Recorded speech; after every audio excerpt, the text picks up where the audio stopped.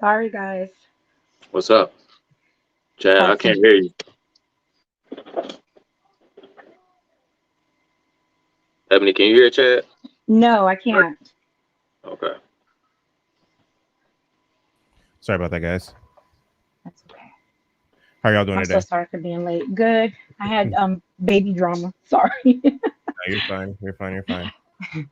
So, as promised, this is our episode on libertarianism. Last time the three of us were together, we talked about um, apoliticism, and that, for me, and you guys can correct me if I'm wrong. I feel like there's very little differences between apoliticism and libertarianism. And of course, I'm sure we'll get into that more as the conversation progresses.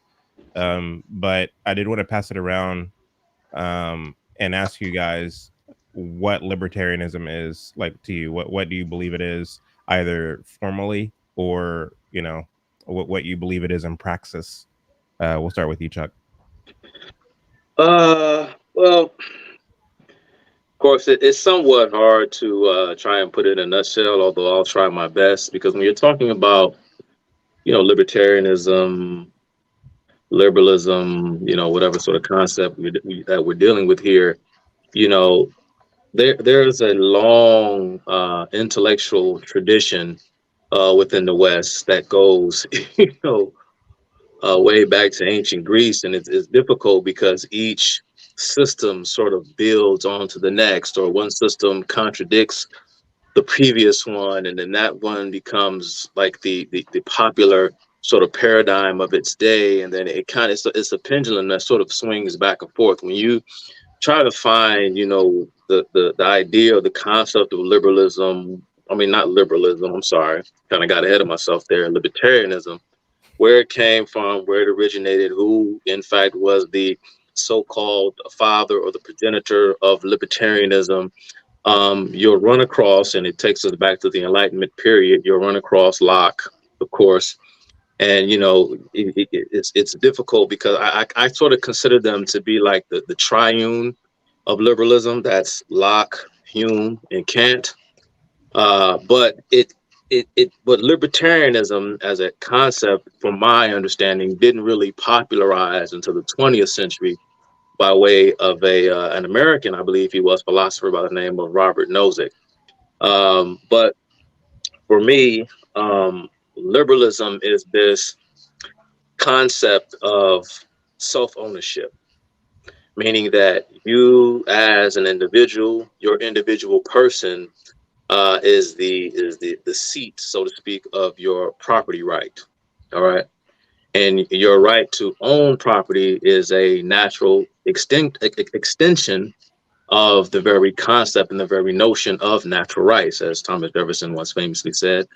We hold these truths to be self-evident, and he was building on this idea that that we can observe or have an understanding of the laws of nature. Thus, we can come to some sort of understanding uh, of the mind, so to speak, of the author of that nature, which would be God. And of course, he's borrowing a lot of language from Locke. But seeing as how your person is the seat of your property right, by that extension, you have the right then to own, I guess, external property external to your person. And so one has the right to do what thou wilt with their person, and someone has the right to do what thou wilt with another person's person, so long as the interaction is consensual, so long as that individual gives their permission or their consent to have the person used. And so that's my understanding of liberalism in a nutshell. Again, we can go on and on and on about this because it's a very, very lofty task to try and take up, but we're going to try to do our best in this short amount of time. Sorry if that was long-winded. No, you're fine. That was on the nose. Go ahead, Ebony.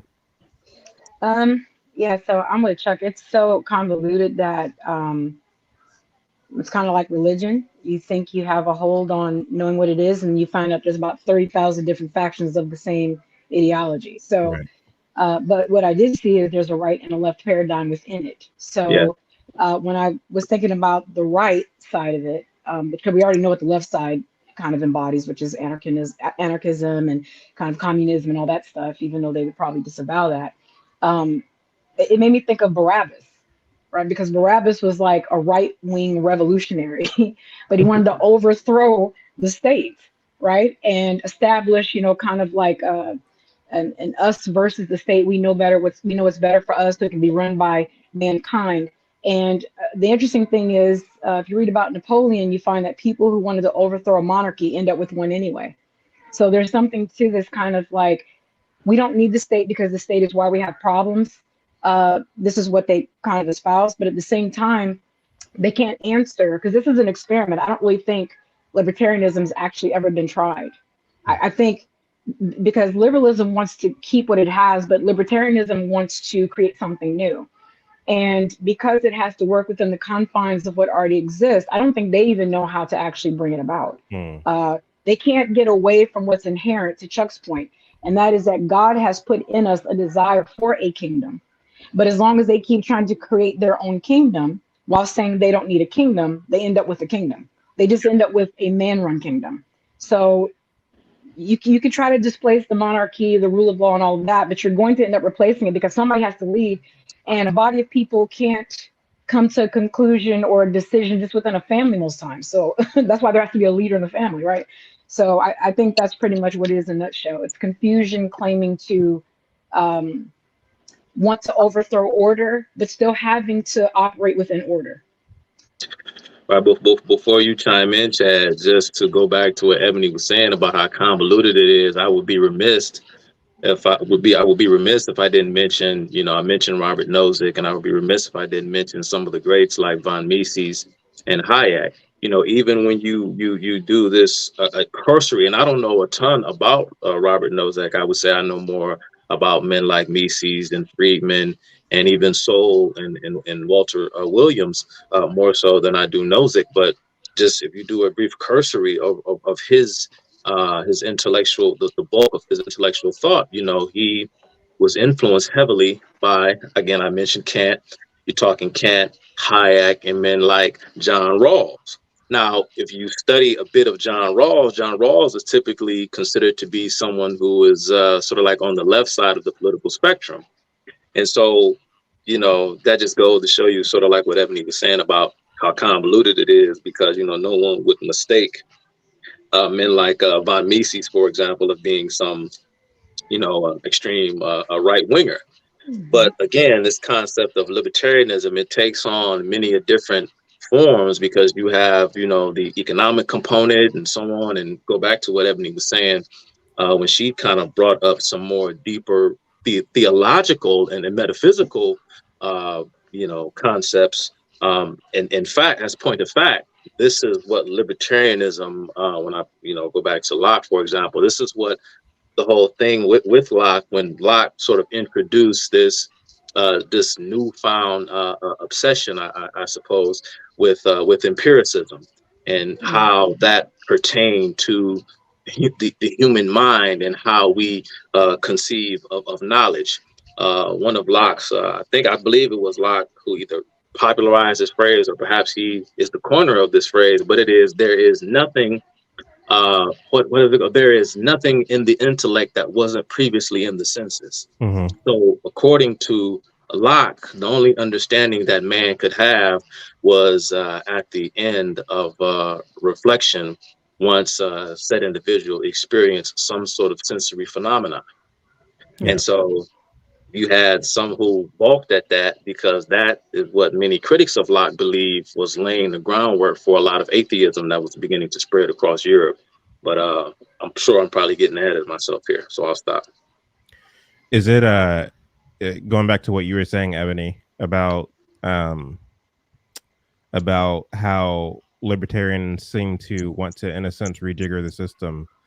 Could it then be construed as some kind of like I don't know, feudal idealism?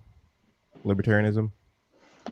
I think it is because I was reading about this man because I was trying to see the origins of it, which like Chuck was saying, it's really hard to kind of tap it out because depending on what you read, they'll say this one started it. It depends on the century you're looking at. And as far back as I could see, there's a man named Dao Dejong, an Asian, a Chinese man, and he was from the 6th century, and he was a writer, and he was considered the first anarchist and libertarian. Which, by the way, all of the libertarians seem to have this foundational thing in anarchy, though they try to remove themselves from it based on their certain type of libertarianism. But he hated those in power and state leaders. And he wrote a book. This is the part that was interesting to me. He wrote a book called Dao De Jung, which is translated the Book of the Way. And in it, he says, without law or compulsion, men would dwell in harmony.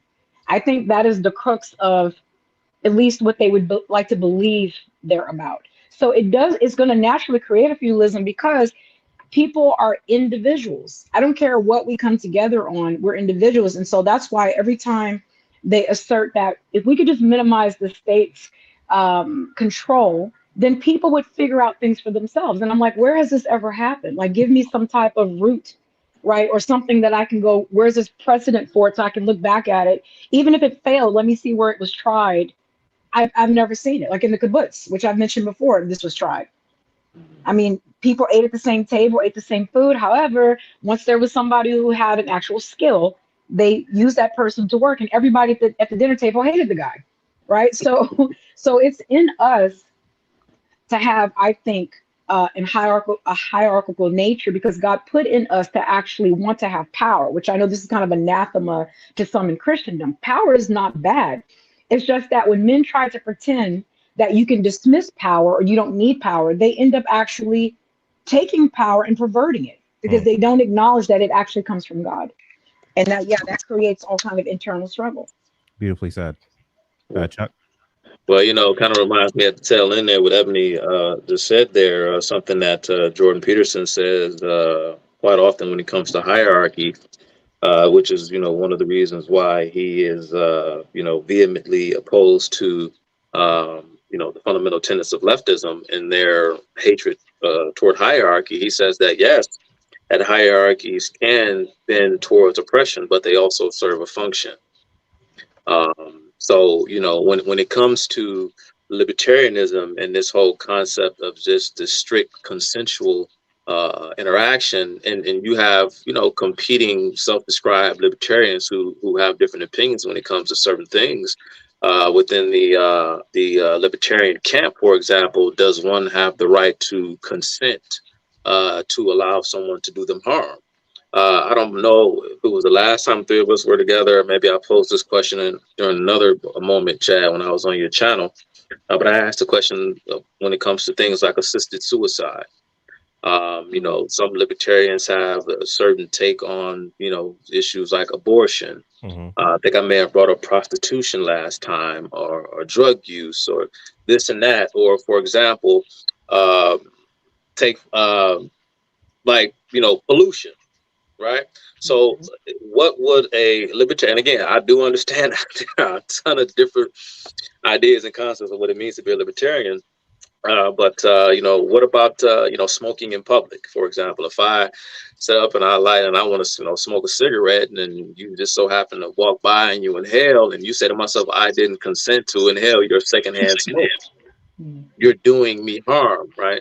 I didn't consent to that. It's like, well, I want to take it upon myself to light up a square. It's like, well, you're putting these pollutants in the atmosphere and you're harming me. And so it leaves a lot of questions open, when it comes to what does it mean to consent or to have your person violated without your consent, and to what extent does a state apparatus have the moral duty and responsibility to trample upon one person's rights so as to make sure that they don't come into conflict with someone else's. And so there are a lot of questions. Is it the case that the reason why there are a lot of questions or confusion about what libertarianism truly is, because there hasn't been any kind of popularized or identifiable libertarian manifesto, as it were, in the same way that you have, for example, a communist manifesto, something that lays out clearly, this is what we believe, this is what we want to have happen in society, this is the kind of government that we think is a just government, such and so forth. And so because it's this kind of thing where it's open to interpretation, it doesn't really get the kind of it doesn't really pick up the kind of steam that we have seen traditionally happen with political parties. Granted, when you look at the Republican Party and Democrat Party, the Republican Party is kind of an offshoot of the Whig Party. And then with the Democrat Party here in the United States, and correct me if I'm wrong, this was a party that was popularized by Andrew Jackson. Yeah. Basically, the way in which the two-party system was born today was out of what was already established, whereas libertarianism seems to be more of like a grassroots kind of effort. Is that the reason why it hasn't picked up steam, or is it because people genuinely don't know what it is? I don't know. Was that to me or just? I'm sorry, Ebony. I didn't mean to cut you off. Okay. It's open. Oh, I wasn't talking. You're good. Okay. Yeah, Chap. I think there's something to that. That could be the case, or perhaps it is a bit too. I don't know if I want to say like individualistic, just in it with its own in its own inherent, I guess, logic, so to speak. Perhaps maybe it's a bit difficult to organize because, of course, individuals, they couple themselves together, they form groups, they come up with plans, they go out, and whether we're talking the political sphere or culturally or what have you, they go out and they execute these plans, and as a result, right things happen. But I would agree with that, Chad. I think that it has a lot to do with the fact that there's really no clear-cut definition on what libertarianism is, and seeing as how libertarianism inherently stresses the rights and the will of the individual to do what thou wilt with their person, it's a bit difficult to try to, because I don't see there being, for example, when you look at Marxism, there is no fostering of a kind of class consciousness or a collective grievance. And so it's kind of hard, perhaps, to get the ball rolling when it comes to implementing a libertarianism in a way that's somewhat systematic. Maybe I'm overly simplifying it. That was a good question, Chad. I haven't really thought about it before. So, but that's my impromptu answer. No, great answer. Go ahead, Ebony. Yeah, I think it brings up more questions than answers because, like Chuck said, because they don't seem to have, you can't find anywhere a consensus, right? I mean, I tried to flip through my SparkNotes book on philosophy to look through, if there was any type of, there is no consensus. It seems that if you look at a lot of their beliefs, even concerning natural law, right? It's like, they deviate from the very things they say they believe. So you can't even capture what their belief system is actually predicated on. It seems more reactionary, though they say they're not reactionary. Right. It's like, we don't want this entity in control, but then they can't even agree to what degree they want control or don't. Right. So even that, I don't know if you guys saw the videos some years back where they had the socialists all in the room meeting. Did you guys see that? Yeah. And they were saying, point of order, I'd like to speak. You guys, please, quiet down. And a transgender gentleman said, please stop saying guys. It's offensive to me. And another person said, the smells are so noxious in here. I don't know whose perfume that is. Point of order, there's a space if someone needs a safe space. This went on forever, and you could see they were visibly frustrated because they couldn't ever come to any agreement in their own anti-government meeting. Right. I think that's what this is. They want freedom. They don't really know from what, yet they're creating the very thing they say they're trying to get away from, because they're not going to get away from how God made us. That's just what it is. That's a very good point. And I think that a lot of these questions the founding fathers were considering whenever they ratified the Constitution, how does this self-governance thing works? And I think that they came up with a really good system with this kind of representative constitutional republic, understanding cultural differences from region to region. And this is why state sovereignty is important. This is why the 10th Amendment of the Constitution is important, understanding the sovereignty of the individual, of the family, of the municipality, and of the state. You can't govern one state by the cultural, I guess, values of another. So you have to maintain that kind of individuality. So I feel that the founding fathers came up with an answer to some of these questions regarding the inclinations of man and mankind. Um, and I have heard it said that, from libertarians, that it is actually their philosophy that reinforces the constitutional republic. What say you all to that? Yeah, I think there are some things there. I agree with some libertarian, um, you know, axioms or suppositions. I do. I really do. And I think what you just said, Chad, the framers understood, and they were building on, right, their predecessors from other cultures, whether we're talking Rome or the things that they even picked up from the British Empire or the French Empire and so on and so forth, that the individuals or right, or let's say, for example, when it comes to the United States, right, the United States as a is a country, yes, but each particular state has its own unique character. And so that builds out of this understanding that the individual, first and foremost, knows what's best for themselves, right? Because there's a certain degree of I think I've used this term before, and I like the term. I think I picked it up from Thomas Sowell when he talks about, in conflict of visions, this concept of unarticulated rationality, meaning that human beings, we sort of have a kind of acquired wisdom and acquired taste that we don't necessarily have to know how to intellectualize. We just live out the things that have been bestowed upon us. And quite frankly, just to sum it up in one word, is what we typically refer to as wisdom. Although we sort of take that thing for granted, wisdom isn't always articulated. It's just something that you just do. And so, considering the fact that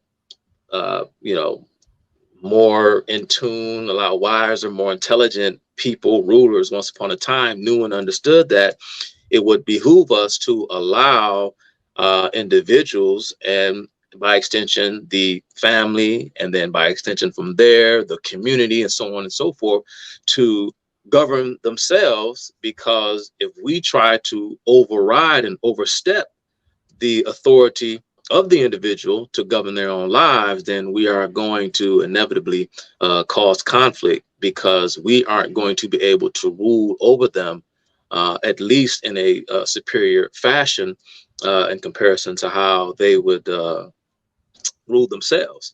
And this was the same in the United States, and this was the same during the period of European, the various European empires.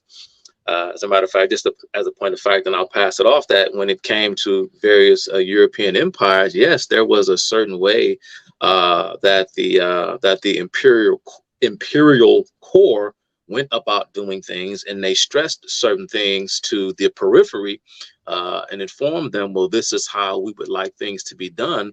When it came to colonies and these settler colonies that had these royal charters to go about and engage in trade and local governance and these various things, they had a lot of autonomy to do things as they pleased, because they knew the areas, particularly when it came to the natives and the indigenous folk that they encountered, they knew best how to govern those particular areas because they were local to the area. And so a lot of times that, people were pretty much doing things as they wanted to do them.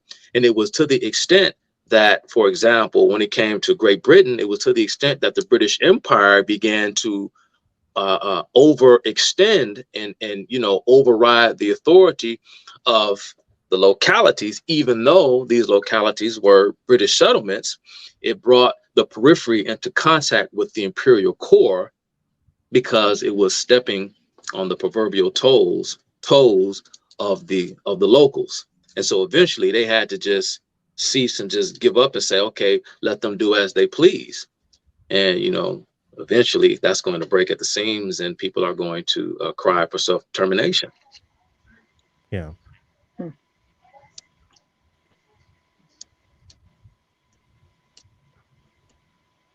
Ebony? Yeah, so I was so ingrained in what Chuck was saying. I think I forgot what your question was. I was like trekking. I was like, yes, there's a lot of. I'm like trying to write notes. I'm taking notes when Chuck talks sometimes. Yeah. But so I can look stuff up. No, but no, too though. When it comes to, if I've just made this, throw this in here as well, I just want to briefly sort of harken back to Locke briefly, because I want to mention another man who doesn't get enough credit because he's not, I guess, as famous within the pantheon of philosophers. And I'll mention him in a second because he sort of helped sort of bring John Locke's theory across the finish line. John Locke had this issue when it came to reconciling what was perceived by the mind versus what was external to the sensory experience. Locke believed that, man can have a secondary understanding of what the material world means, but that particular understanding of the mind of man was something separate from what actually is, because there's no way that man can know what quote unquote is. He can only perceive what he thinks that thing is. And so this kind of brings us to, and Chad, when it was you, me, and Gothics about a week ago, and we were talking about this kind of fancy free, everyone has their own sort of individual perspectives. How do we have order? And there was I believe I think he was Irish, but don't quote me, but you all can look up a man named George Berkeley. George Berkeley would come not so much to criticize Locke, but almost to provide Locke with a conclusion, because Locke wasn't an atheist. He believed that there was some sort of supreme kind of governor or some kind of transcendent external truth, but he just didn't know how the mind of man could properly perceive of it in order to know beyond the shadow of a doubt that it was there. Okay, and this was the whole spirit of rationalism at the time. Can man sort of rationally perceive vis-a-vis the senses into his mind some kind of understanding of a metaphysical truth? Well, George Berkeley would come along, and he was a contemporary of Locke, and he would say, well, here's how we know that there is a transcendent something metaphysical, i.e. a God that is ordering things, because he would say, this is simply put now, we're talking about some heavy stuff now. These are some of the greatest thinkers in human history. We're trying to dumb them down in about an hour and a half. George Berkeley would say that even though separate human beings, can perceive of the same phenomena, and perhaps we have what John Locke referred to as secondary qualities to explain certain things as opposed to primary qualities, we as human beings, we all have a general sense of sameness when it comes to how we view and how we observe the material world. I mean, no matter what, we all sort of have our own individual tastes, but it almost goes back into Platonism way back when, before Christ, right? This idea that there are innate things in the sensible world is merely the expression of something that dwells within the realm of the ideas.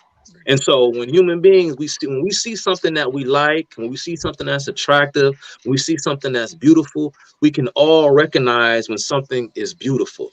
We can all recognize when something is, whatever sort of concept that we're talking about. And so there seems to be a line that we can draw or we can connect amongst all human beings, because even though we have our own unique perspective, we can still recognize universality in things that we perceive. Now, and so according to George Berkeley, simply put, that must mean that there is a supreme architect that is governing all things, that puts things in order in a way so that they can be understood by man.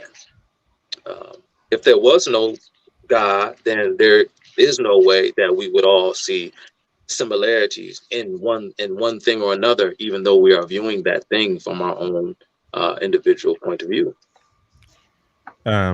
Ebony, the question was, the Constitution seems to promote state and individual rights.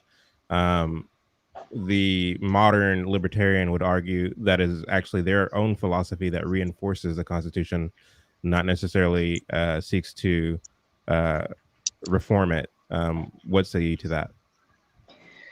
Well, that sounds kind of contradictory, right? Because if that were the case, why would they need to create a new thing out of something they claim they're already basing it on? That doesn't make any sense. If you say that the foundation of a house is working and we're just going to borrow from how your foundation is, you don't then go on to create a new foundation with just a piece of the old foundation. Because I don't understand that kind of thinking.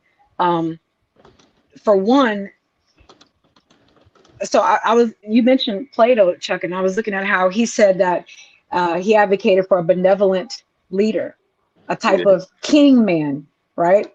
A philosopher king who was legibus solitus, above the law. I think that's what libertarianism really is.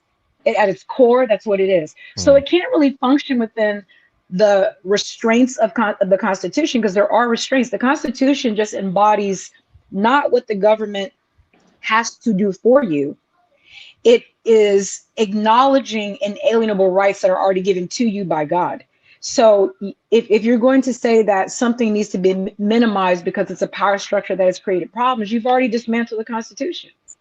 You can't have it both ways. And you're going to have, and the way God has made us is really amazing, right? Because he made us to have certain inherent leanings. And whenever man, I don't care how intelligent or elitist he thinks he is, whenever he tries to replace it, he ends up actually just doing a kind of perverted version of what God already made, instead of just aligning himself with what God already said is. So imagine people who want to overthrow government because they say that structure has destroyed everything, are in place going to create another structure. This is really what's going to, not to get like too deep into scripture, but this is what's going to actually lead to an anti-Messiah type.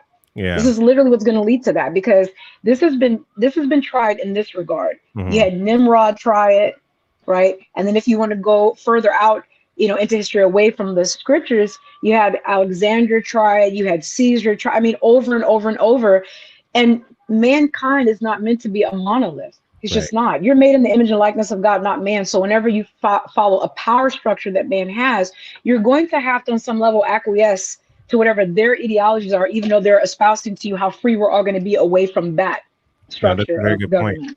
That's a fantastic point. And we've seen throughout the 20th century that whenever these communist types come to power, the first thing they do is line up all of their adversaries against the wall and shoot them.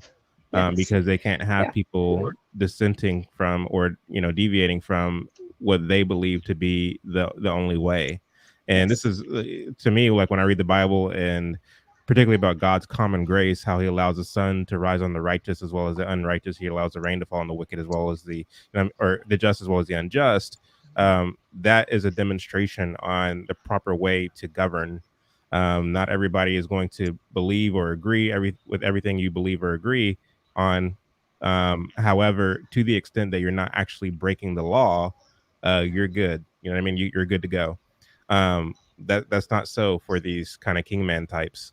That's right. What's one of the things that I wanted to bring up with regard to libertarianism is I think that there's something to be said for the fact that whether it's a Republican or a Democrat politician, they have historically bastardized the Constitution and have pulled drastically away from it. You see this in FDR's administration and other administrations before his. I would even say that Lincoln did some unconstitutional things. Yes, he did. But since FDR, you see this kind of political fast and looseness with the Constitution, and that's all up and down the I guess regions of checks and balances, whether you're talking congressional, executive, or judiciary. And so it's a runaway train at this point. And I sympathize with efforts to try to rein it back in. And, Trump promised in 2016, whenever he won, that he would go and drain the swamp. And that resonated with a lot of people, Republican and Libertarian alike, because a lot of people noticed and recognized that it is a runaway train, and we do need to get back to the kind of edicts of the constitutional republic. But what we found is that it's so steeped with corruption that it's next to impossible to get back to the Constitution. It's good to have a standard, but only the naive among us will believe that our Washington D.C. is living out or sticking to the confines of the Constitution. So I think there's something to be said. I just don't know that libertarianism is the answer for the reason you two have mentioned here today. Yeah, I just want to throw something out there too. I think to your point, Chad, the reason why, yes, there are some good things, and even like Chuck said, there are things that I agree with within libertarianism. But then I would have to do like the chicken before the egg argument, because I'll hear people say, well, in some of my Twitter spaces, how can you be against socialism? Jesus was a socialist, as if socialism existed in biblical times. And I'm like, well, your socialism was derived from some biblical truths. You just perverted them, right? And built onto them what you wanted. So you're acting as if scripture needed to borrow from your ideology, which is nonsense. So I think it's the same thing here. I think the only reason any, I'll say biblical conservative can actually see any good things or usable quality things within libertarianism is because it's borrowing some of these things from scriptural truths, whether it knows it or not. Right. So the Bible says, my thoughts are not your thoughts. So when people think they've come to some type of great conclusion, little do they know you're made in the image and likeness of God. Yeah, sure. You might have some great sparked ideas that really come from, whatever divinity is left in you, before you've completely been corrupted. But if you yield yourself to God, he ends up taking those things and using them for his glory, right? And not for the building of your own kingdom. So just want to throw that out there. Yeah. Well, yeah, like you said, I mean, people will always, and then Chad stressed it too, when he brought up the example of how, these agitators, these revolutionaries, whenever there's this outbreak, when society begins to come apart at the seams, people will hand over, out of desperation, they would hand over more and more power to the state, because people they can't deal with that. And so, once the state essentially has what it wants, the revolutionaries are deemed expendable, because to Chad's point, once you served your purpose, you must fall in line. As a matter of fact, they won't even give you the opportunity to fall in line. They'll just kill you. Sort of like reminds me of what Joseph Stalin did in the 1930s, when he went about killing members of his own party and their friends and their family members by the thousands, as a revenge for the assassination of one of his close confidants, a man by the name of Sergei Kurtov. But then once, because he was Joseph Stalin's likely successor. Was that the man that was disappeared out of the photo? No. Well, Joseph Stalin did that, different occasions for different folks, but that particular story was something different. He, Stalin, he had people, the time was up for Stalin. He was on borrowed time, and the Soviet Union was crumbling. It was falling apart. And, members in his party were saying, in order to maintain and sustain this communist dream, we need a new leader. And Stalin knew that time was up for him. But it was, in fact, the FDR administration that had thrown Joseph Stalin the proverbial lifeline by appointing the United States' first ambassador to the Soviet Union, William C. Bullitt. I think that may have been sometime around 1935, which for the first time sort of granted the Soviet Union its legitimacy. and gave Joseph Stalin a kind of new lease on life. And people don't understand. I know it's kind of off the subject a little bit, but since Ebby asked, I guess I'll kind of flow with the conversation and we'll move back.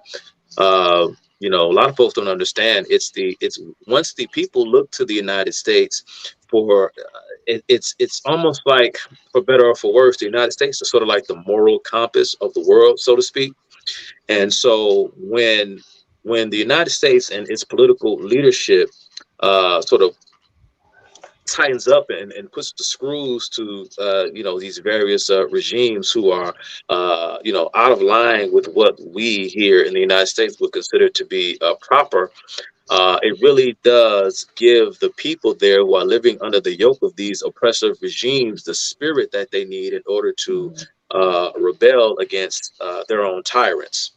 And so when the United States sort of cozies up, when the United States cozied up to the Soviet Union in very instances throughout the 20th century, it really did weaken the fighting morale of the people, and they really gave in to the whims of their oppressors, because they said, if the United States doesn't have our back, you know, if they can't at least back us with their rhetoric, then we don't stand a chance.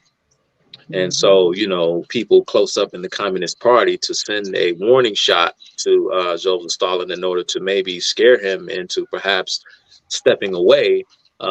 They killed a man close to him by the name of Sergei Kurtov. I believe I'm pronouncing his name correctly. I can look it up. But instead of Joseph Stalin kind of going into a shell and backing away, you know, he lived up to his moniker, the Man of Steel. And instead of stepping down, he wanted to exact revenge. And so that's when the so-called terror under Stalin began, when he began to liquidate high-ranking members within his own party. But what Chad was saying, you know, yeah, you have to have this kind. You have to have stability. You have to have order of some sort. And this is why, you know, Marxian leftists have been, you know, so successful in their efforts from the mid 1800s in various countries throughout the world, because there is at the very least a collective consensus of what it actually means to be part of whatever sort of group, or however they want to, whether we're talking class consciousness, racial consciousness, gender consciousness, and so on and so forth. So this consciousness raising, as they call it, is what gives the people who consider themselves to be part of the group some sense of order. And so even though, you know, if you want to overthrow or destroy God, as Marx once famously said, that his soul was destined for hell, you know, you will in fact try to replace God's order with some sort of earthly order. Yes. And to your point about replacing too, I just wanted to acknowledge this, and I mean, I'm not acting like I'm sharing information you guys don't have, but I do find it interesting that these groups are always talking about liberty, right? Not just libertarianism. All these groups are always acting as if they care about the people and they want to give them freedom. But libertarianism is interesting in that it wants to give freedom, but then they add this caveat, however you define that. So, so then my question is, well, if we can all define freedom and it's subjective, then it's not freedom anymore. Right. Yeah. Right. Because I can determine, and this is why these things don't work. These ideologies don't work, because it's not just semantics. Defining words matters. And if you're telling me we're going to fight for you, the people, workers unite, proletariat, we're together against that entity, that power structure, that monarchy, whatever it is, I'm truly going to fight for what you care about. Couple of questions. Why are you fighting for what I care about? What's in it for you? And when you get in position, how do I know that you're going to actually hold true to the things you've said? Well, I mean, we can look at all the presidents and see that, and to Chad's point, that the reason why this fails, even if they have the best of intentions, Trump couldn't drain the swamp because the swamp was always loosely defined. You can throw Hillary, or Hitler as they call her, out there, and I didn't suicide myself. You can throw that out there, and we love you. It's been so nice knowing you guys. You can throw that out there and act as if, you know, you're saying what people want to hear because you are. But the swamp was never really defined. And I think that's kind of what libertarianism does. It doesn't really define things. It kind of just generically says things. And then once, you know, like you guys said, once you get in and you've got the membership card and you have the slogan, you end up on the firing wall the minute you're not saying the line anymore, the minute you start questioning things. So Right. It's like when you said about the swamp not being clearly defined, it reminds me of something the great Cleon Skousen would say. He would always say, be careful as not to allow the communist left in America to convince you to lose faith in all of your institutions, because that's in fact what they want.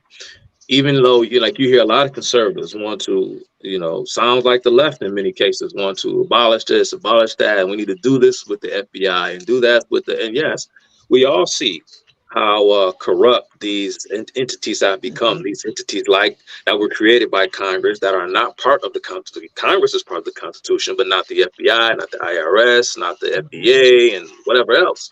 These government bureaucracies. Right, but at the same time, there is this kind of, and we have to sort of keep a watchful eye, because what the communists, I know this is not about communism per se, but again, we're identifying some of these similarities. That what they want to do is either whether they want to actively invalidate these institutions by corrupting them, or at least they want to give the impression to the citizenry that they ought not follow or fall in with with these governing structures and what have you, and what that does, and in the end, is just promote a lot of chaos.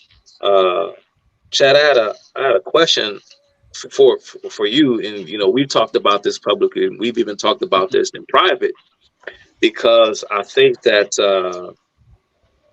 a great deal of the problem is that the franchise, meaning that the right, and I think this brings into question, is voting an inherent or an inalienable right? Is that a natural right, the right to vote? Because I think that a great deal of the problem we have, I don't know as far as like the law when it comes to voting in other countries throughout the Western world, but here in the United States, I believe, and I know Chad agrees with me on this because we've talked about this, that it is extremely too easy to vote.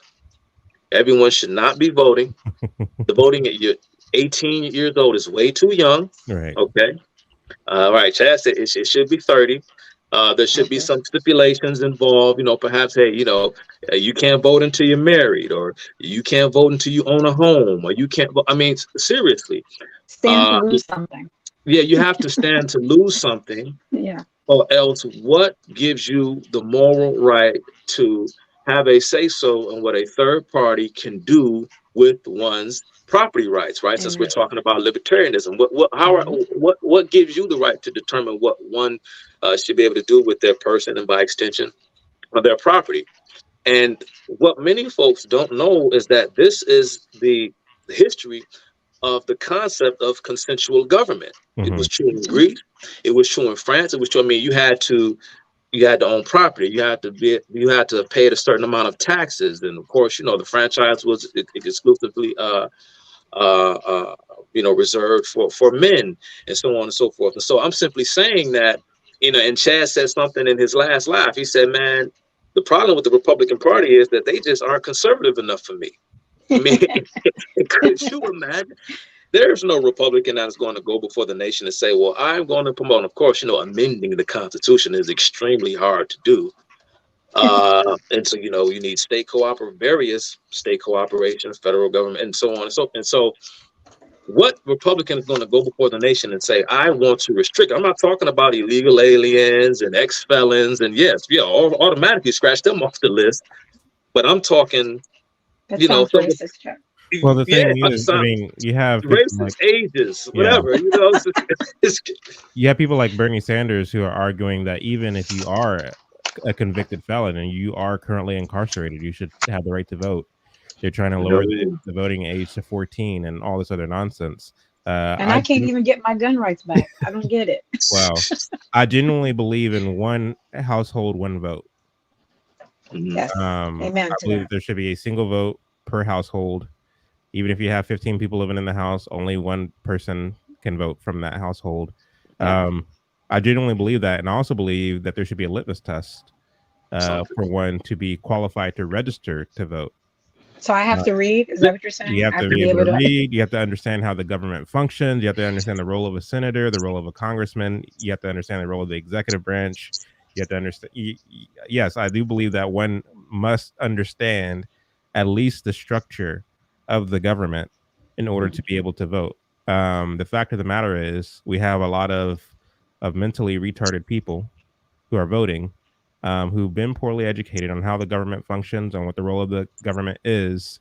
And so, what this does, and what the result of this has been, is that political demagogues are able to say just anything and are able to get elected based upon uh, uh, leading a campaign that smacks of rhetoric that is inherently anti-constitutional, and these people are being elected. And I don't believe that most people, or most, I don't know how to quantify it exactly, but I don't know that many people who are in Congress really understand what their function or what their role is. I think that they are ignorant on the whole as well. The fact that we let uh, people who are uneducated on what the function of the government is vote, I think, is part of the reason why we're in this mess. That's not to say that it would be perfect if it were the way that I'm advocating for. Obviously, there is no perfect. As Thomas Sowell says, that there's only trade-offs. There's no such thing as a quote unquote perfect solution as far as governance is concerned. However, I do think that a lot of what we see in the way of these bureaucracies run amok, in terms of the fact that, I mean, the whole industry of mainstream news media uh, is predicated on the fact that the average voter, the average adult, is naive, and they play to that naivete in order to shape public opinion to be useful during election time, come election time. And so the whole idea, once again, is to like, we have industries, we have bureaucracies that are all reliant upon the ignorance of the citizen. And this is why it's important to elevate the knowledge of the citizen regarding his own government. A lot of people would kind of throw away my idea of a litmus test because they say, "Oh, we've tried that and it was racist." And so it's unfortunate that these ideas that I believe are good ideas are completely just disregarded. Even the merits of those ideas are disregarded because they may or may not have been used nefariously in the past. And I think if you're gonna make such an argument, then there's a lot of things we should throw away because of the fact that they were used nefariously in the past. It's not a matter of the idea in itself being bad; it's a matter that it was misused by certain municipalities and certain local governments. But that doesn't necessarily mean that the idea itself is a bad idea. I didn't Well, want Chad, us black people can't read. I don't know why you keep trying to hold us to some standard. we were trying to come into a close. I didn't want to get to this clip before. Hey, Chad, before you play the clip, I just want to just real quick, just one more fold in that, because I do want to stress this, that the whole entire purpose of it, and to everything that Chad was saying, it's not so. It is also, it isn't just that they take advantage, these demagogues take advantage of the people who are uninformed, who don't know how our government works and don't know the responsibility of our senators and our congressmen, etc. But they prey on the people who are morally deficient. Yes. And that's what our predecessors in the West. This is why voting rights were exclusive, because they wanted to make sure that the people who were participating in the franchise were morally sufficient.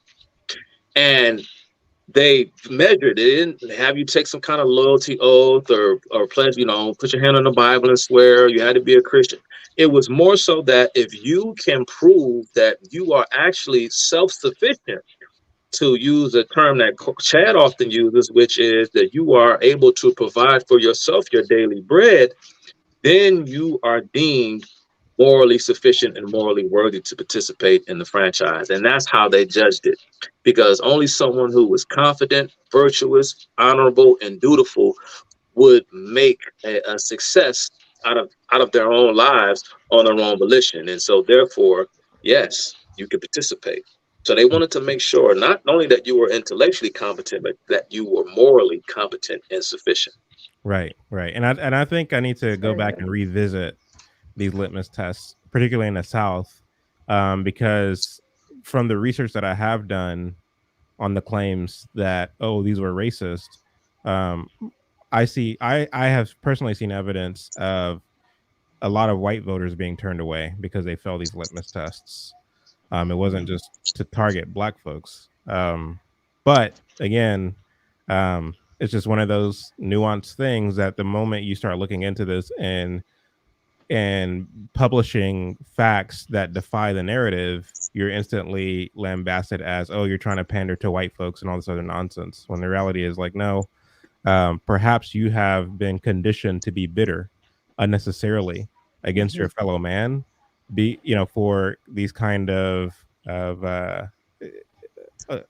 by these individuals who are themselves Marxists or nihilists or atheists, to then use your ignorance and your having bought into this narrative for political fodder to deconstruct the constitutional republic and to replace it with something completely different. I did want to play this clip for you all and get your response to it before we head out. Alignment with liberty, especially if you're in black and brown communities. You've been conditioned to believe that liberty is not related to you. That wasn't by accident. You've been a part of a matrix. They've plugged you in. The beauty of that is, and taking ownership of that, is now that you know that you've been plugged in, you can unplug. And the information at Freedom Fest, these are the things that wake people up. The reality is we're winning. That's the reality. The reason why Freedom Fest has continued to grow is because more people, are seeing government as the horrible entity that it is. That's why the founding fathers wanted very little amounts of it. And it's beautiful. The government is doing so horrible, it's a layup for us. It's a layup. So, you should be at Freedom Fest next year. You should make sure that you're informing yourself about things that are in alignment with your own interests. And you should start doing that by having a loving and empathetic question of the principles, policies, and legislation that are fostered onto you in your community. You should lead into the things that are in alignment with your own individual sovereignty. You are a free man or a free woman. The problem with that is now you have to be responsible and accountable for your actions in all of the areas of human activity. And I hope, pray, meditate, jump up and down that you come on the side of liberty with us starting next year at Freedom Fest and get hammered with me, because I'm not even carrying a gun, so we can drink as much liquor as you'd like.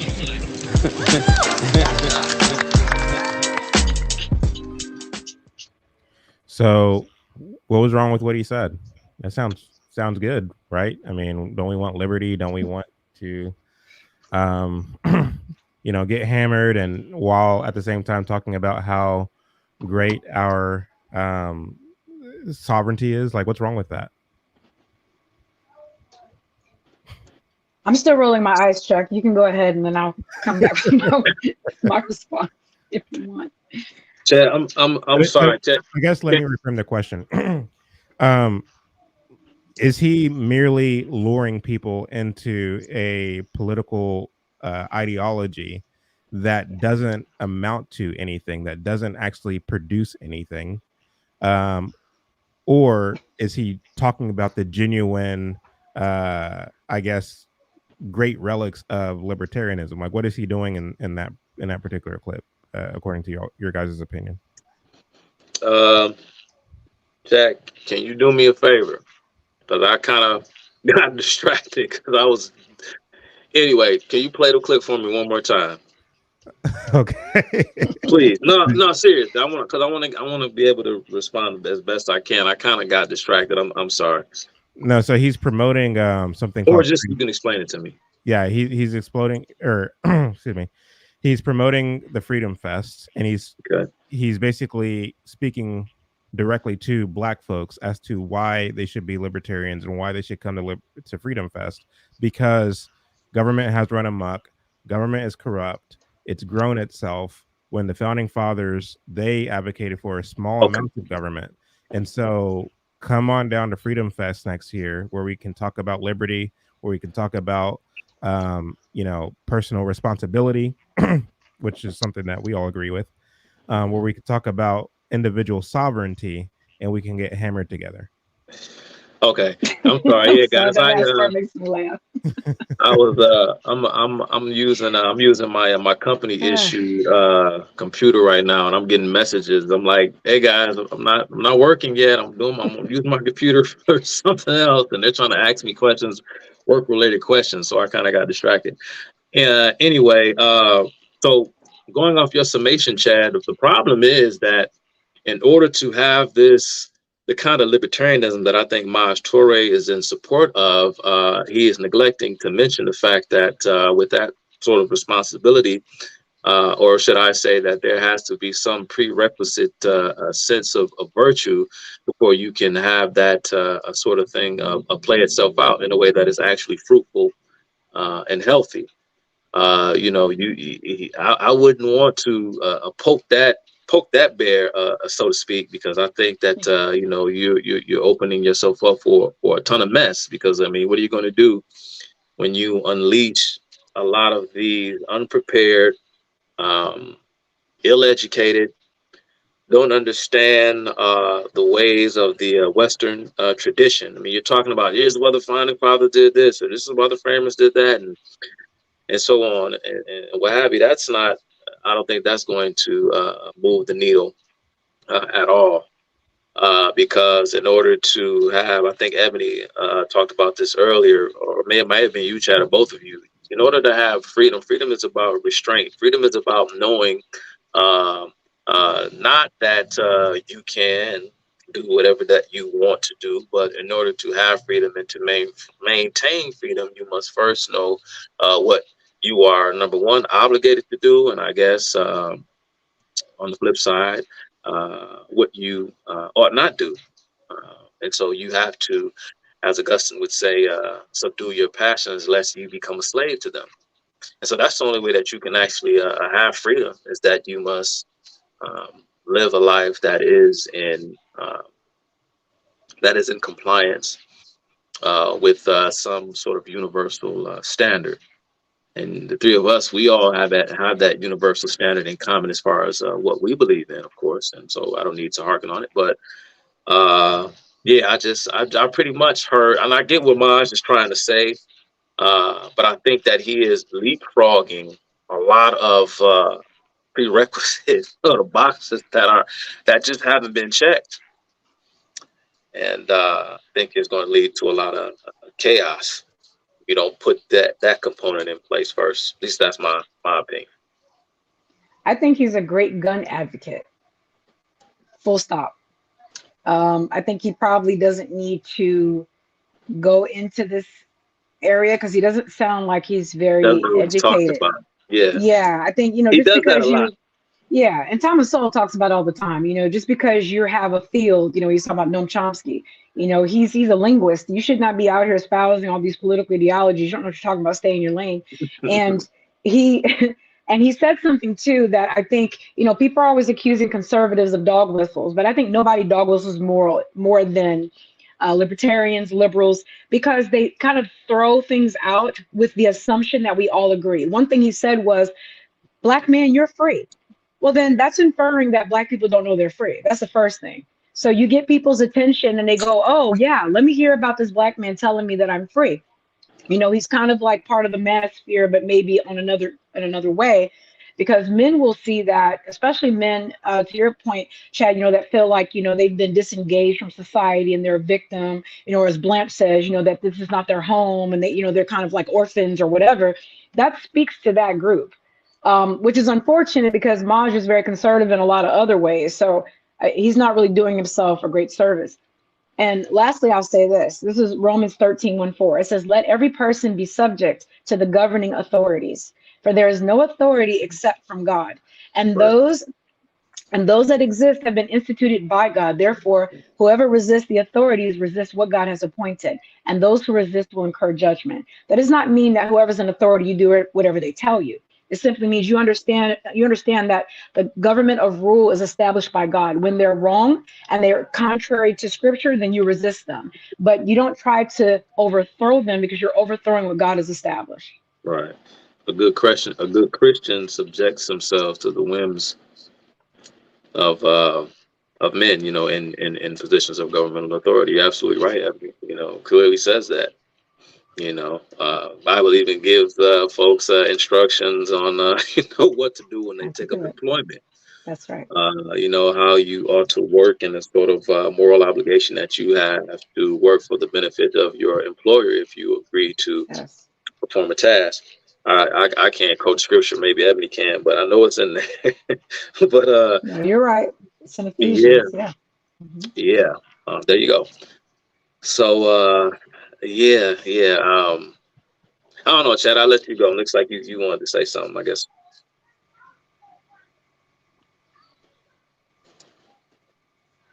Uh-oh. Can you hear us, Chad? Drug. Like who was Malcolm. it for? Malcolm? Malcolm. Off top.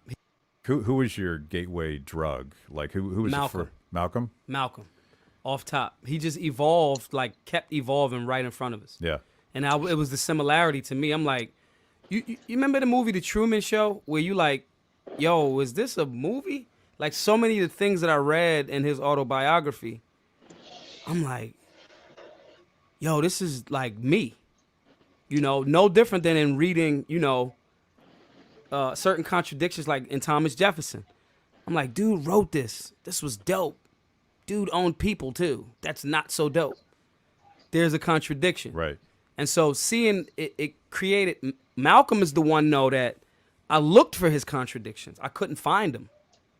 Even when they ran the tapes back of when, Malcolm was under heavy CIA surveillance. And what's it called? The COINTELPRO. Mm-hmm. So was Dr. King. And they would run the tapes back, and supposedly Dr. King had affairs. I don't know. I wasn't there. And Dr. King's a great man in my mind. And, chicks are chicks, and he's dope, so whatever. I'm going to get like an anti-sexist. I'm going to get the anti-feminist tweet after that. But anyway, there was never no tapes of Malcolm stepping out on his lady. So he consistently owned who he was. When I was Detroit Red, I'm pimping, I'm slapping bitches. That's what it is. I got a fucking slick back perm. I'm pimping. Go to jail. I'm in jail. That's it. I'm trying to beat back this addiction to drugs. You get exposed to new information. Hey, I learned about same thing. You learn all of this history about American history that was untold. You get mad at white people. Some of it, I think they're trying to make people mad at white people now. And again, don't get me wrong, like American history is ugly. And it was ugly for the colonizers too. It was, the starving times happened, bro. Like digging up your own like horses and having to eat them. So saying all of this to say, Malcolm's mad now. He's like, you devils. I hate you devils. And it's like he owned that. Then he gets ousted by the Nation of Islam. He goes to Mecca. He sees white, Spanish, Latin, whatever, people evolving in brotherhood under the form of Islam. He comes back. He says, you know what? I was kind of tripping right there. But there is kind of like racism happening. So he evolved. It's kind of ironic to me that he's talking about, I saw no contradictions in Malcolm X. He's my hero. While at the same time, I mean, this is a guy who professes to be a libertarian. He rides that libertarian train hard. But at the same time, he says that he loves Martin Luther King. And Martin Luther King was a big government guy. Yeah. Like, and so talk about contradictions. Oh, I love the guys that don't contradict themselves whilst contradicting yourself. Just something to consider. Oh my God. Evolved again. Yeah, no. Go ahead, Chuck. No, I was going to say absolutely, Chad. And when it came to Malcolm, I mean, even more so. Unfortunately, with Martin, it's a bit more. I guess for the untrained eye, it's somewhat difficult to spot and to point out. It becomes like almost omnipresent. Once you see it, you can't unsee it. But Malcolm was just so vehemently off to the far left, especially like Maj just pointed out, once he made his Hajj, that is when Malcolm especially became a problem, not just for government authorities, but because Malcolm was a conduit through which a lot of this kind of 60s, 70s Marxism, this new left, racialized Marxian propaganda really began to gain a beachhead in American culture. Malcolm is certainly not a man to celebrate. I mean, he's, in my opinion, he is right up there with Martin in terms. I mean, and like again, perhaps Martin Luther King was far more dangerous because Malcolm X would openly say things that would kind of, I guess, turn people off, and you can see why perhaps he wasn't as popular.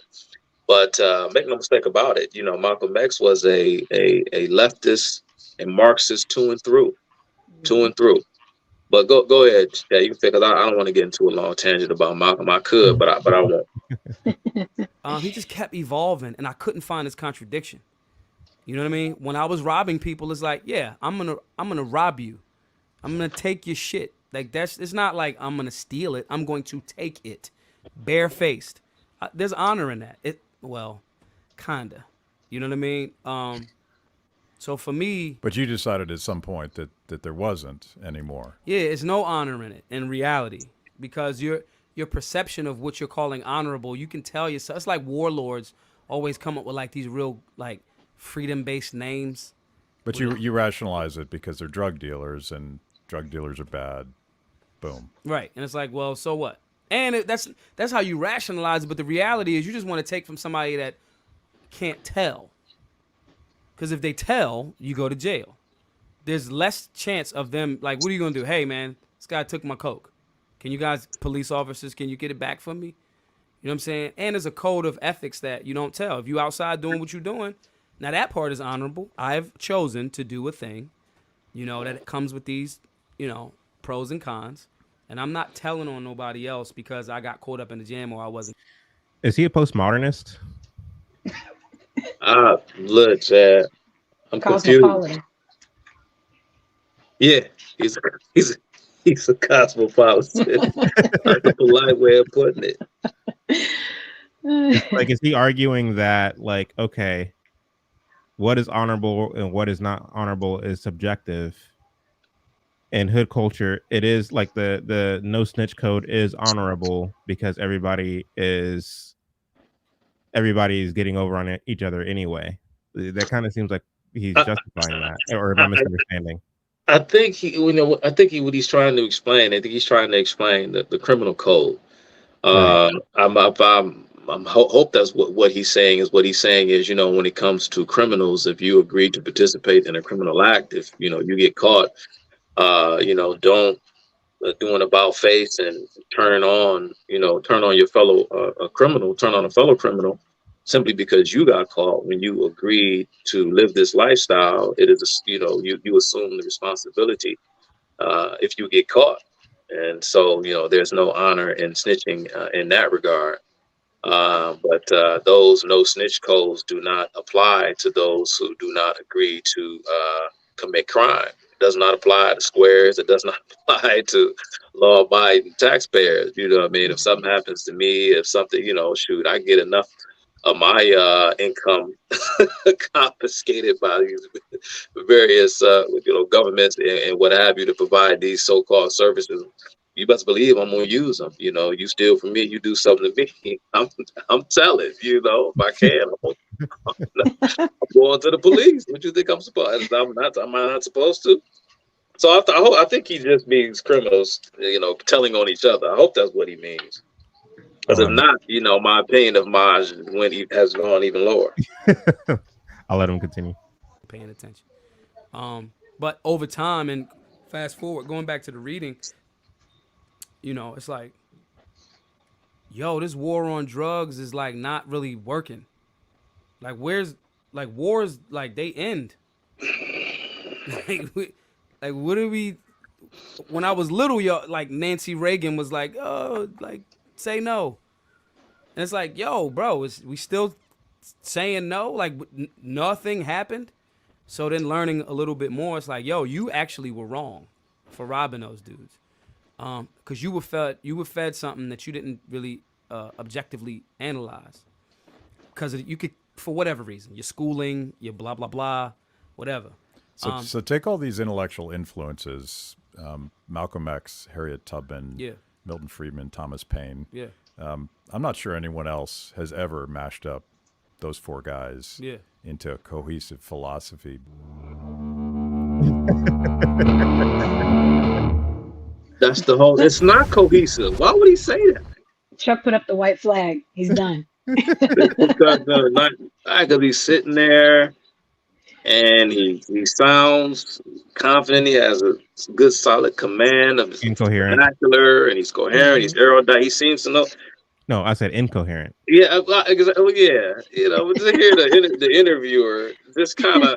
Oh, got you. The interviewer validated, or yeah, he needed. I mean, that interviewer there, it would have been just hogwash. Yeah, and the problem is so many people, and I think it goes back to what we were talking about when it comes to apoliticism. I've had so many people, you know, when it comes to Dr. King, even when it comes to, you know, Barack Obama, who, you know, folks say, you know, Barack Obama is the, you know, he is King's dream realized. I think I'm going to do something on Barack Obama this Sunday, by the way, on Instagram. Oh, there goes your channel. Yeah, I got to get it. It's going to be interesting. I know folks will probably think they know everything that there is to know about Barack Obama, but, you know, with me, it's never boring. So come check me out on IG on Sunday around like 12 p.m. I think I'm going to go live. But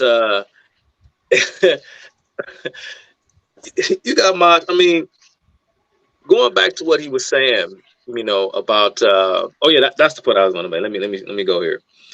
When it comes to King, or just when it comes to Obama and his ties and his philosophy and all of these things, when it comes to apoliticism, you have a lot of folks who are in fact apolitical, who, even though you try to make them aware of a lot of these things, they don't even, not only do they not understand what you are saying, but they don't even understand why it's relevant. If you say that, you know, Barack Obama, you know, his one of his earliest mentor was a man who was on the Federal Government Security Index and was a registered member of the Communist Party, and Frank Marshall Davis, people will look at you, and I've gone through this. Maybe you all have gone through this as well.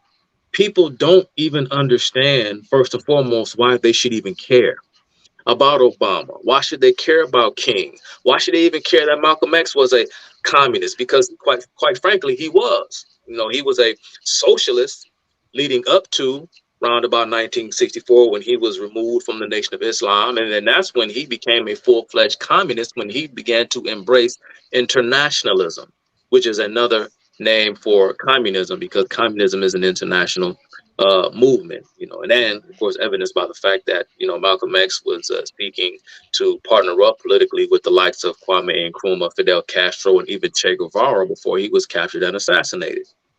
And so these were Malcolm X's bedfellows. And so it's just shocking to hear someone like Maj Touré lump all those folks together, and to hear the interviewer say, yeah, that was the first time I've ever heard someone put all of those names into some sort of coherent philosophy. I guess we'll call that the Maj Touré doctrine. It's insane. But many folks don't even know, Chad and Ebony, why these things are important. And well, why that's they why should Obama is our president right now, because people don't care. Yeah. But I just want to throw this out there too. I don't know if you were going to throw it to me, Chad, but I just want to throw this out there. No, I did. Yeah, go ahead. Okay, so if you look up Maj, you'll see that he did run, and then he kind of left the Libertarian Party because of some failed bid. And I don't know what, I can't seem to find the story because the Inquirer wants me to subscribe for me to read it, but I'll leave that to somebody else. But I do find it interesting. If you look at what some of his policies were that he wanted to put in place, I'm just going to throw this out as a question to you guys to make sure I'm not the one who's crazy. On one hand, he wants to legalize cannabis, but he also wants to create a conflict resolution type for the youth, right? A training for the youth. So I'm just trying to see, is it me that those two things seem to contradict one another? Because I mean, he wants to drink it out. Does he also want to smoke it out as he's teaching kids to work out conflict? Are there going to be guns when they're doing the conflict resolution as they're hitting their chiba? I just want to know. It could just be me What with did he my run prudish. I think it says that he ran for, because he's associated with the Mrs. Caucus wing of the American Libertarian Party, and Of course, you're not going to win running as a. candidate for an at-large seat in the Philadelphia City Council Oh, in okay. 2019. Well, those Yeah. are nonpartisan run or elections. You typically local government is a nonpartisan election unless it's different in Philadelphia. I don't know, but I know here in Texas, if you're running for mayor or city council or student council, or I'm sorry, school board or whatever, it's a nonpartisan race. But go ahead, Chuck. Yeah, and that's the dangerous thing about Lamar. Again, I don't have no beef with Monterey. I'm not, I'm just simply analyzing the clips and analyzing his words. I don't necessarily have anything against the man personally. But there lies the problem when he's talking about the war on drugs. And again, I think of these age-old debates from drug use to prostitution. Even you have some libertarians who are in favor of things like open borders.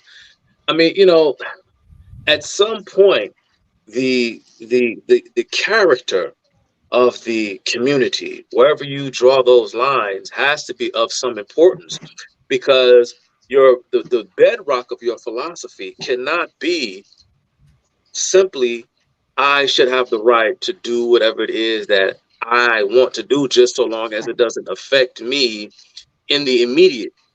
Because what you do individually can have long-term ramifications to the collective, because as a member of the collective, because there's this mutually symbiotic relationship between the group and the individual. And it is to that extent that the individual must also realize that they have a duty and an obligation to the group, not simply to tax, give your money away, or do whatever and this and that. No, you have an obligation to the group to be a moral citizen based on, what you all sort of agree upon is moral. Hence, what should define a group is that those within the group, for the most part, share the same values. Because when you start talking about drug use, you start talking about prostitution, all these age-old debates that we've been having, those things have short and long-term ramifications for the whole of the society. I may not consent to use drugs or to do drugs, but when someone else does it, their actions may have ramifications to my standard of living, even though according to the libertarian worldview, I don't have the right to tell them that they can't do that. This is why the state, simply put, has to be the expressive will of the people to some extent, because individuals should be protected to some extent. And I'm not saying it's an easy answer, but to some extent, the individual should be able to rely upon the state to protect them from the bad decisions of others, even though those decisions don't have an immediate impact on their lives, because it very well does have an impact on their life, and it varies from situation to situation. But you can't just be ideological about it and say that's never the case. When is the war? What happened? We didn't end it. Maybe perhaps because of people like you that have stymied the effort of the government to, root it out. Perhaps the punishments aren't harsh enough.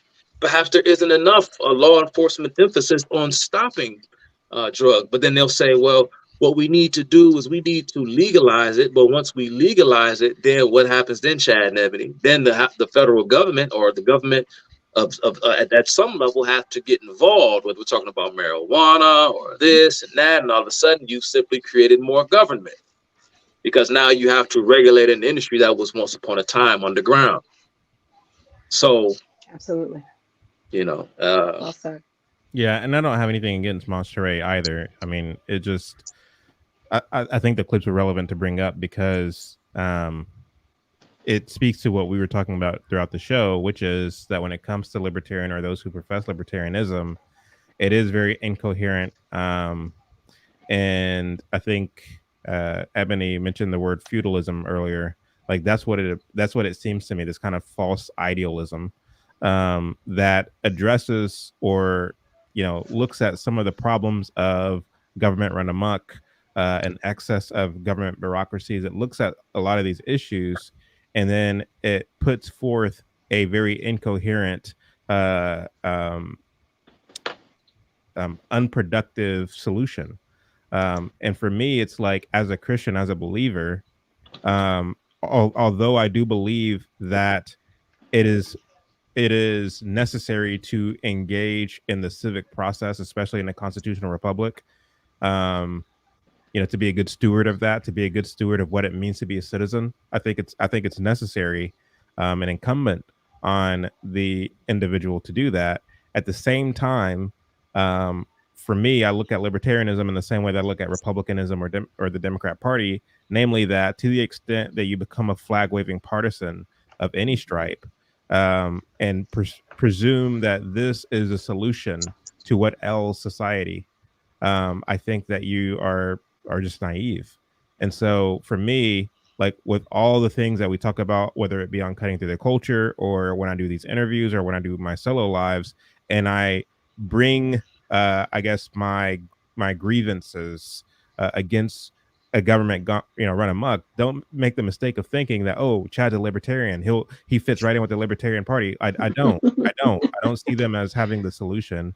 I do think that it is important that we talk the way that Ebony and Chuck and I are talking, to air the grievances, to talk about the fact that we have a poor education system, to talk about the fact that there's these hollow and deceptive philosophies running amok, to talk about these things that the individual might be enlightened and have then the insight to vote more responsibly, to engage civically more responsibly, and not to tie yourself to a political faction or political party. Because to the extent that you tie yourself to a political party and that party becomes your kind of brain trust, as it were, it then de-incentivizes your ability to think for yourself, or to think with discernment. I should say that. I don't like this concept of think for yourself. What does that even mean? To think with discernment, right? Mm-hmm. To think with a set of established principles, and hopefully those principles will come from the wisdom of God's word.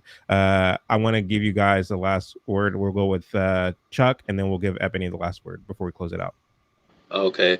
Yeah, guys. Once I give you my last word, I'm going to get on out of here because I got a hard stop at 1. So I don't know how long you two of you will go after me. So don't mean to be rude, but I got to skate. It's always a pleasure, Chad and Ebony, like always. But again, I think that, like Chad just said, we have to war game these things and talk these things out. I mean, this is what it's all about. This is what being a responsible citizen looks like. This is what folks should be doing in a multitude of circles and settings, and not just, raging against, half-naked men twerking in front of young children. I get it; it is repugnant, and it should upset you. But it's going to take a little bit more than that to really try and do what little bit we can to carve out a decent living environment for our children and grandchildren. And so, with that being said, it just speaks to how difficult this entire project is, as human beings.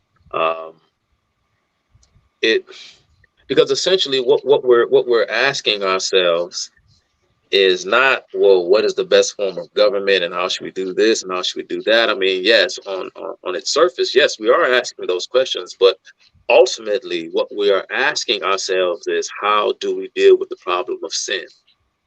That's what we're asking ourselves. Yep. And well, I wouldn't say the problem, but the good news is that God already dealt with the issue.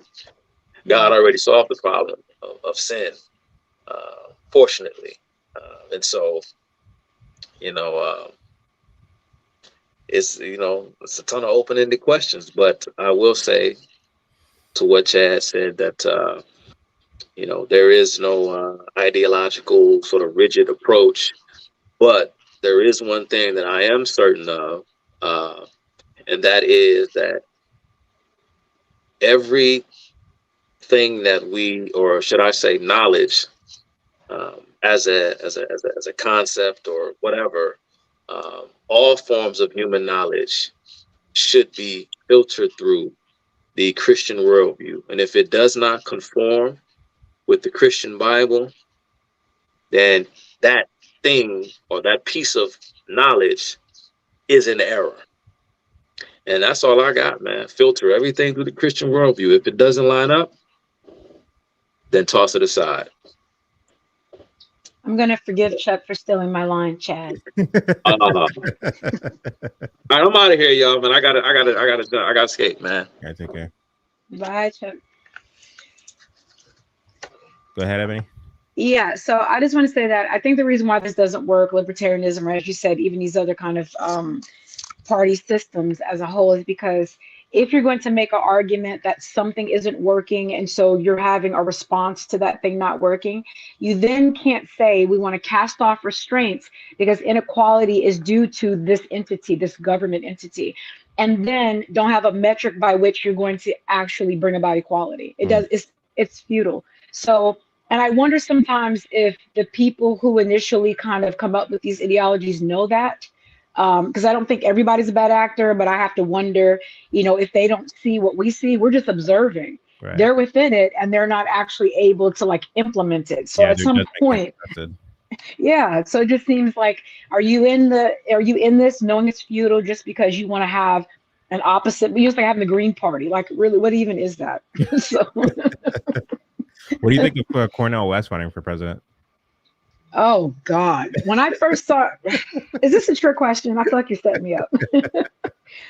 Oh boy, let me see. Between he and Eric Dyson, I don't know who I. Oh, Eric's running too.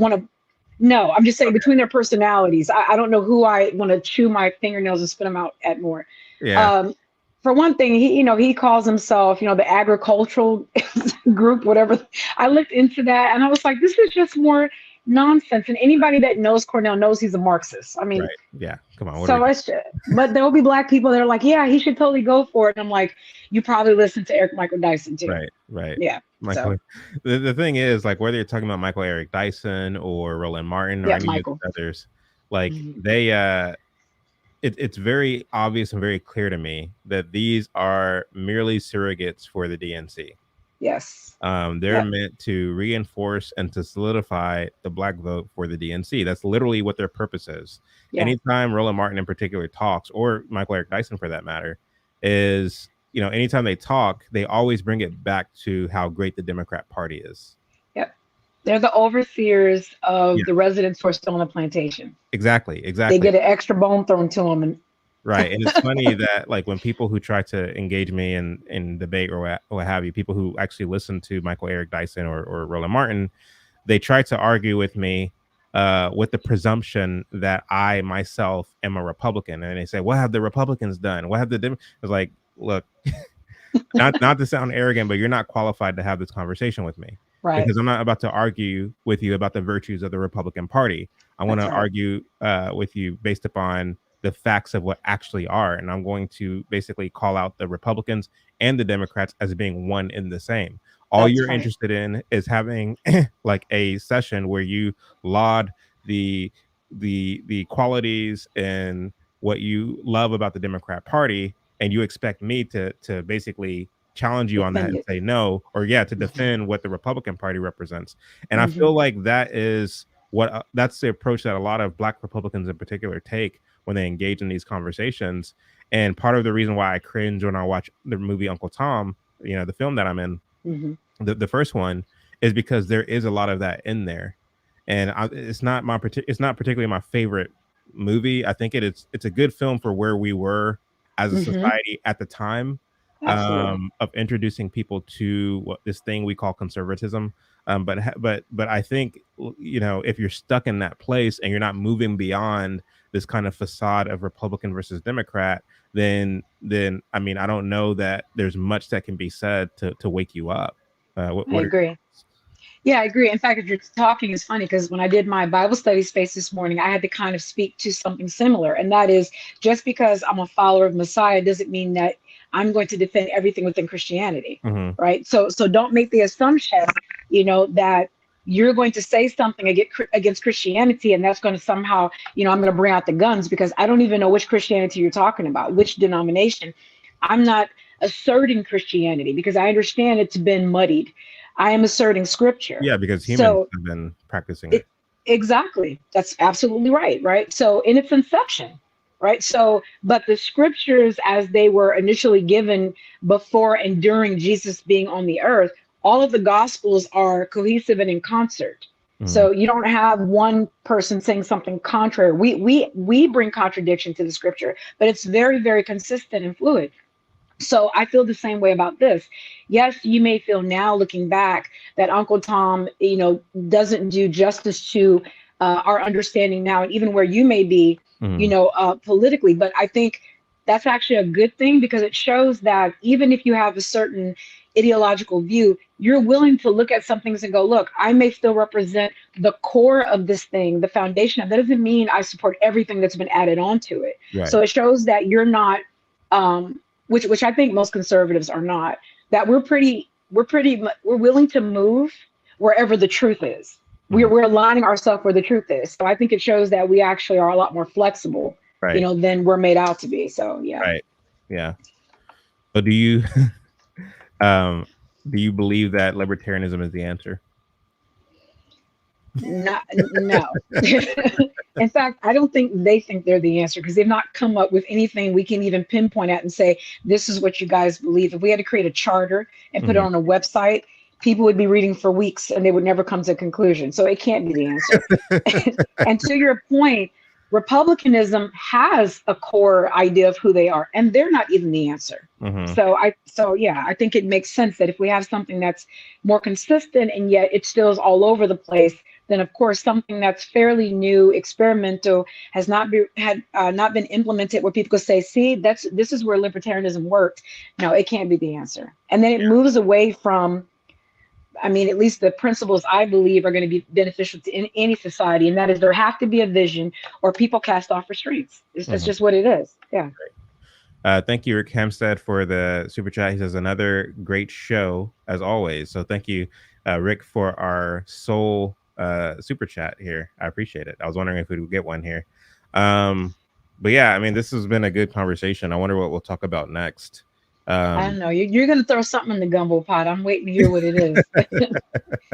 I know No, it's going to have me working. yeah, I mean, because like when it comes to libertarianism and apoliticism, I think that they're similar in that they're both futile. Yes, absolutely. One apoliticism is the act of basically disengaging entirely and being an unbiased consumer of culture, an unbiased consumer of what the entertainment industry puts out, and accepting that as, well, this is just normal, or whatever the political class do in terms of their quest to expand their power, you just kind of enable it. That's what Hmm. apoliticism does. uh Libertarianism, on the other hand, it acknowledges government run amok, and it basically convolutes and confuses.